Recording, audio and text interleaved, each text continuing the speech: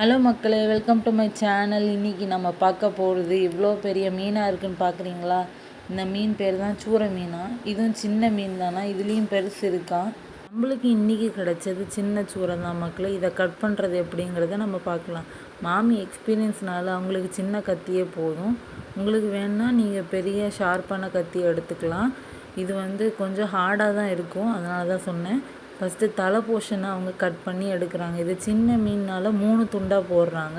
பெரிய மீனாக இருந்ததுன்னா நீங்கள் 4 துண்டாக போட்டுக்கலாம் மக்களே. இப்போ இந்த மீனை 3 துண்டாக வெட்ட போகிறாங்க. இதில் தலை பகுதியை வெட்டும்போது அதில் உள்ள குடல் எல்லாமே வெளியே சாடும் மக்களே, பார்த்து வெட்டுங்க. அதுக்கப்புறம் 2வது போர்ஷனே இதே மாதிரி வெட்டுங்க. மாமி எப்படி வெட்டுறாங்க பார்த்துக்கோங்க. நம்மளுக்கெலாம் இப்படி வருமா? ரொம்ப கஷ்டம்தான். இந்த மாதிரி வெட்டி எடுத்துக்கோங்க. அதுக்கப்புறம் என்ன பண்ணுறாங்கன்னு பார்ப்போமா வாங்க. இந்த 2வது பீஸ் வெட்டினதை எடுத்து 2ஆக வெட்டுறாங்க. 2ஆக வெட்டிட்டு மறுபடியும் என்ன பண்ணுறாங்கன்னா அதையும் 2ஆக வச்சு துண்டு துண்டாக போடுறாங்க. நான் ஃபஸ்ட்டு இதை சாப்பிடும்போது போன்லெஸ் சிக்கன் நினச்ச மக்களே, கடைசியில் இதை மீனுன்னு சொல்லிட்டாங்க. எனக்கு ரொம்ப ஷாக் ஆகிடுச்சி. இந்த மாதிரி அவங்க பீஸாக கட் பண்ணி அவங்களுக்கு போடும்போது கொஞ்சம் நிறைய பீஸ் வரும். கடைசியாக தலையையும் க்ளீன் பண்ணி வச்சுக்கிட்டாங்க. இந்த தலையை நிறைய பேர் என் வீட்டில் பொரிக்க தான் எடுப்பாங்க. நிறைய பேருக்கு கறிக்கும் போடுவாங்க மக்களே.